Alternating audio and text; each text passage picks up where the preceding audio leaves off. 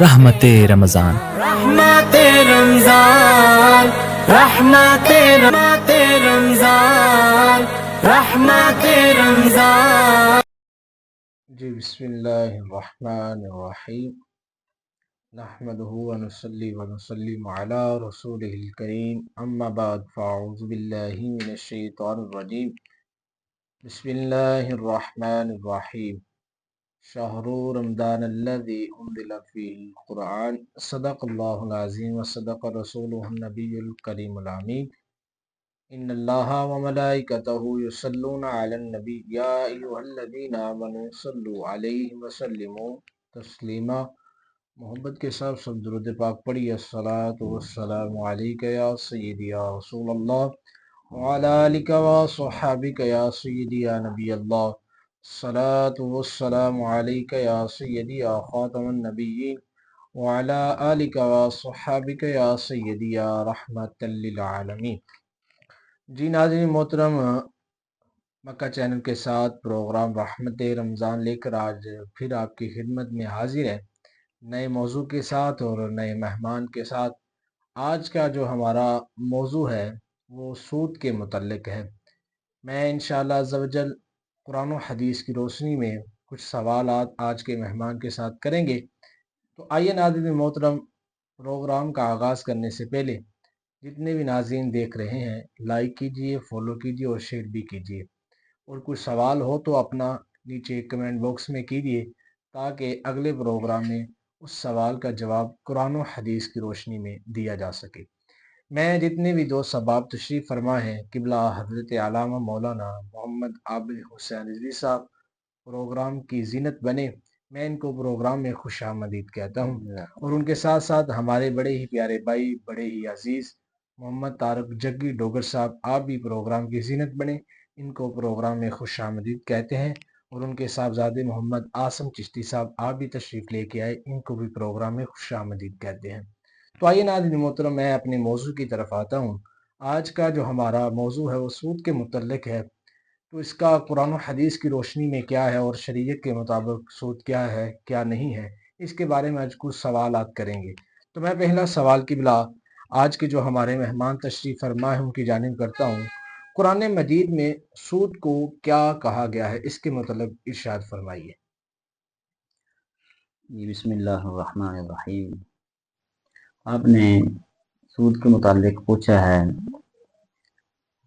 اسلامی قانون کے مطابق شریعت کے اندر سود کے متعلق بڑا واضح اور روشن اللہ تبارک و تعالیٰ نے بیان جو ہے قرآن مجید میں ارشاد فرمایا ہے۔ بے شک کہ سود فرمایا کہ یا ایھا الذین آمنوا اتقوا اللہ، فرمایا کہ اے ایمان والو ڈرو اللہ تعالیٰ سے، وذروا ما بقی من الربا، فرمایا چھوڑ دو جو باقی ہے ربا یعنی سود سے، جو کچھ ہے باقی اس کو چھوڑ دو ان کنتم مؤمنین، اگر تم مومن ہو۔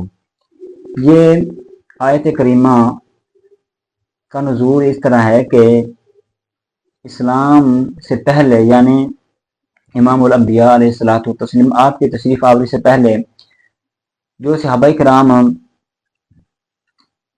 پہلے تھے وہ اس طرح کا کاروبار کرتے تھے، یعنی سود والا کاروبار کرتے تھے، تجاوز کے اندر یعنی سود کا کاروبار کرتے تھے، تجارت کے اندر سود کا کاروبار تھا۔ جی تو امام الانبیاء علیہ الصلوۃ والتسلیم جب آپ کی تشریف آوری ہوئی تو لوگوں نے کلمہ پڑھا، دین اسلام میں داخل ہوئے۔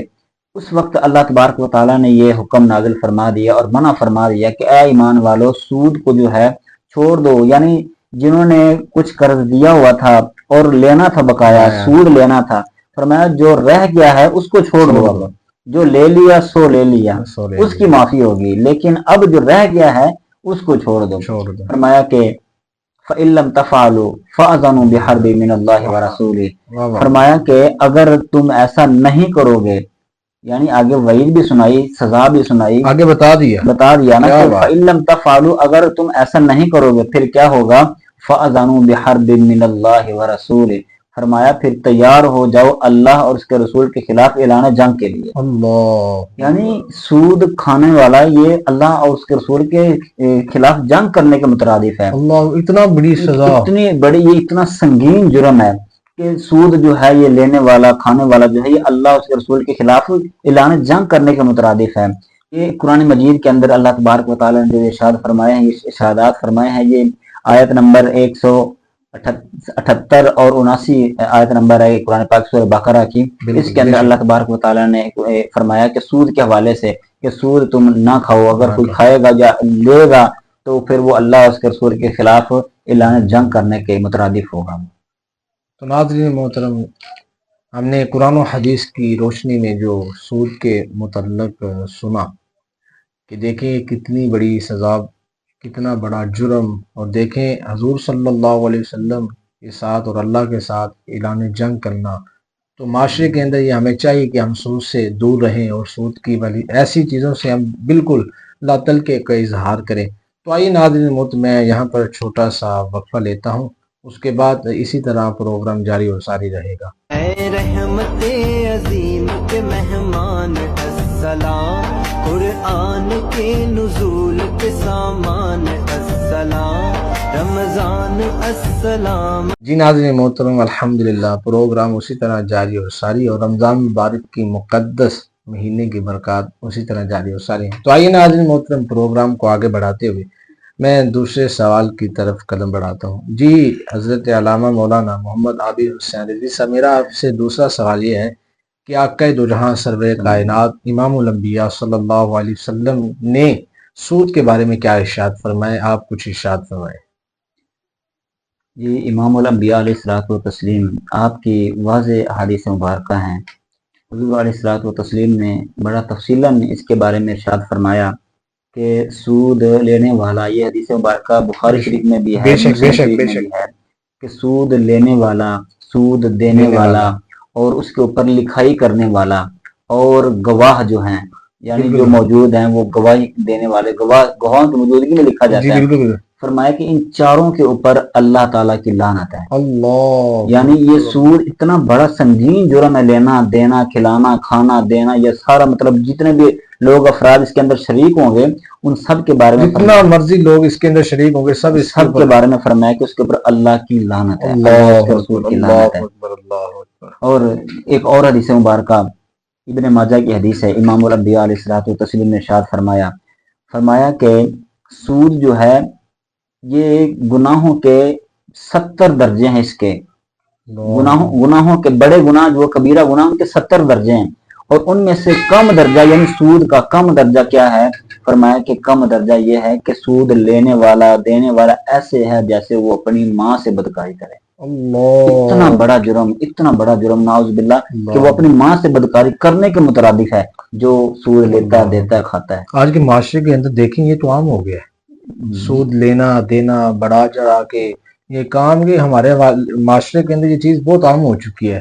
یہ بالکل معاشرے کے اندر عام اس لیے ہوئی ہے کہ یہ کم علمی ہے، یہ لوگوں کے اندر جو علم نہ، دین سے دوری اختیار کر لینا، دین کو اپنی پیٹھ پیچھے کر دینا، اس کی وجہ سے لوگ جو ہے نا اس لالچ میں آ گئے، اس کی دولت کی لالچ میں آ گئے، اور پیسے کے لالچ میں آ کر لوگ جو ہے یہ سود کھا رہے ہیں، دے رہے ہیں، ان کو یہ دین سے دوری کی وجہ سے لوگ جو ہے یہ سود کھا رہے ہیں۔ سود یہی ہے کہ دیکھیں نا ہمارے معاشرے کے اندر اب تو یہ عام ہو چکا ہے، اس کی پہچان نہیں رہ گئی، یعنی کہ ہمیں یقیناً یہ ایک ہمیں ضرورت آ جاتی ہے، تکلیف آ جاتی ہے، آزمائش آ جاتی ہے انسان پر، ایک تکلیف میں مبتلا ہوتا ہے، مگر انسان کو تب وہ ایک سوجھ بوجھ نہیں رہتی، اس کو سمجھ نہیں آتی، تب وہ ایک یعنی کہ چیز کی ضرورت مند ہے، پیسوں کی اس کو ضرورت ہے یا کسی اشیاء کی اسے ضرورت ہے، تو وہ مبتلا رہتے ہیں اس چیز میں۔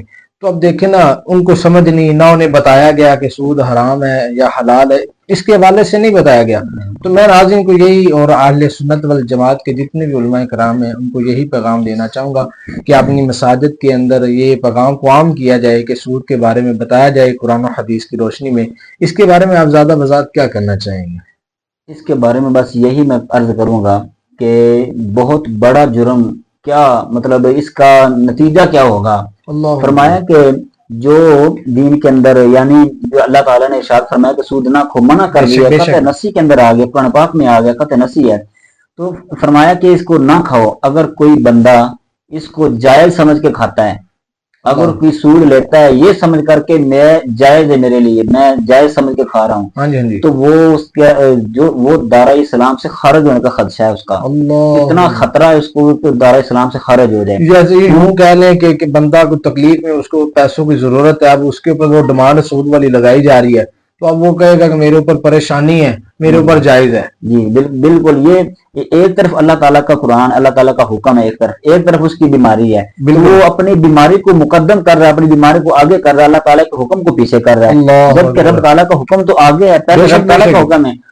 فرمایا نا کہ اللہ تعالیٰ کی طرف سے ہی مطلب آتی ہیں چیزیں، اس طرح کی مصیبتیں کیا آزمائشیں اللہ تعالیٰ کی طرف سے آتی ہیں۔ یہ حدیث مبارکہ میں بھی ہے، فرمایا کہ جس کے اوپر اللہ تعالیٰ کی آزمائش ہے، اللہ تعالیٰ کی طرف سے آزمائش ہے، اور وہ صبر کرے، اور وہ صبر کرے، وہ دنیا میں بھی کامیاب اور آخرت میں بھی کامیاب تو ہے۔ صبر کے متعلق بھی سورہ بقرہ کی آیات مقدسہ ان اللہ مع الصابرین، جو صبر کرتا ہے اللہ اس کے ساتھ ہے۔ بالکل، تو ہمیں وہ کام کرنا چاہیے جس کے ساتھ ہمارے اللہ ہے، وہ تو کام نہیں کرنا چاہیے نا جو ہمارے اللہ ہمارے سے دور ہو رہا ہے۔ بالکل، تو وہ میں آپ کی بات ٹوک رہا ہوں، دیکھیں نا، تو پر اس کے لیے کوئی چھوٹ نہیں ہے، چاہے وہ تکلیف ہے، چاہے بیمار ہے، چاہے اسے کہ شے کی ضرورت ہے، اس کو چھوٹ نہیں ہے، نہ کسی اور کے لیے، نہ کسی اور کے لیے، نہ امیر کے لیے، نہ غریب کے لیے، نہ کوئی بیماری کے لیے، کسی شے کی۔ سود حرام ہے، قرآن کے بھی نزدیک اور حدیث کے بھی نزدیک اللہ تعالیٰ نے جو ہمیں حکم فرما دیا، منع کر دیا، بس اس پر بات ختم ہے۔ تو میں کوشش کرتا ہوں ناظرین کو یہی پیغام کو عام کیا جائے۔ تو آخر کے اندر ناظرین محترم، میں قبلہ آج کے جو ہمارے مہمان تشریف فرما ہیں، آپ ہمارے ناظرین کو کیا پیغام دینا چاہیں گے اس کے حوالے سے؟ دیکھیں، پیغام تو یہی ہے کہ سود کے حوالے سے اجماع جو ہے، اجماع امت، بالکل وہ صحابہ کرام، تابعین، تبع تابعین، ائمہ مجتہدین، حتیٰ کہ تمام مسالک، جتنے بھی مسالک ہیں، سب کا اس کے اوپر اتفاق ہے، سب کا اجماع ہے کہ سود جو ہے یہ حرام ہے، اور یہ حرام ہے، کبیرہ گناہ ہے۔ کسی کا بھی، کسی کے 1% بھی کسی کا بھی اس کے اندر جائز ہونے کے حوالے سے نا کوئی بات بھی نہیں ہے، سب کے نزدیک حرام ہے۔ اور عقلی دلیل میں عرض کر دوں، عقلی دلیل دیکھیں، سود لینے والا جو ہے وہ امیر سے امیر تر ہوتا جائے گا، یعنی جو غریب ہے، وہ قرض لے گا اور واپسی کے اوپر وہ سود دے گا، ڈبل دے گا۔ جو سود لینے والا جس نے قرض دیا ہے اور واپس جب وصول کرے گا، وہ امیر سے امیر تر ہوتا جائے گا، اور غریب جو ہے وہ غریب سے غریب تر ہوتا جائے گا، وہ غریب ہوتا جائے گا۔ اس طرح لوگ جو ہے وہ قرض حسنہ سے دور ہو جائیں گے، قرض حسنہ جو وہ نہیں لیں گے، اس سے پھر یہ دوری ہے۔ جبکہ قرض حسنہ کے بارے میں فرمایا گیا کہ قرض حسنہ جو ہے وہ آخرت میں اس کے لیے اس کا بدلہ آخرت میں دیا جائے گا، اور وہ اللہ تعالیٰ نے تو ارشاد بھی فرما دیا قرآن پاک میں، ان اللہ اشتری من المؤمنین انفسهم واموالهم بان لهم الجنہ، فرمایا کہ اللہ تعالیٰ نے خرید لیا انسانوں سے، یعنی مومنوں سے خرید لیا، اس کی جانوں کو خرید لیا، اس کے مال کو خرید لیا۔ یہ کیا ہے؟ یہ قرض حسنہ ہی ہے، تو اس کے بدلے میں اللہ تعالیٰ نے جنت عطا فرمائی، دنیا میں بھی اس کے لیے بھلائیاں ہیں اور آخرت میں بھی اس کے لیے جنت ہے۔ تو یہ قرض حسنہ سے دوری کی وجہ کیا ہے؟ یہ سود ہی ہے۔ تو ناظرین محترم، آج کے جو مکہ چینل کے پلیٹ فارم سے جو پیغام گیا ہے وہ سود کے متعلق گیا ہے، تو ہماری کوشش یہی ہے اس کو زیادہ سے زیادہ عام کیا جائے۔ آپ کا تعاون کی ہمارے ساتھ بہت ضرورت ہے۔ وہ تعاون کیا ہے؟ آپ نے اس کو زیادہ سے زیادہ شیئر کرنا ہے، زیادہ سے زیادہ لائک کرنا ہے، کمنٹ کرنا ہے۔ کہ اگر کوئی آپ کا بھی سود کے متعلق سوال ہے تو آپ نیچے کمنٹ میں ہمیں بتائیں، تاکہ اگلے پروگرام میں اس سوال کا جواب قرآن و حدیث کے مطابق دیا جائے۔ تو ناظرین محترم، اگر سود کے متعلق اور بھی گفتگو کرنا چاہیں تو کافی دیر تک کر سکتے ہیں، مگر وقت مختصر، ٹائم مختصر، آپ کا بھی اور ہمارا بھی۔ تو میں ناظرین محترم اجازت چاہتا ہوں، تو کل انشاءاللہ عز و جل مکہ چینل پر رحمت پروگرام لے کر آپ کی خدمت میں پھر حاضر ہوں گے، نئے موضوع کے ساتھ اور نئے مہمان کے ساتھ۔ السلام علیکم ورحمۃ اللہ وبرکاتہ۔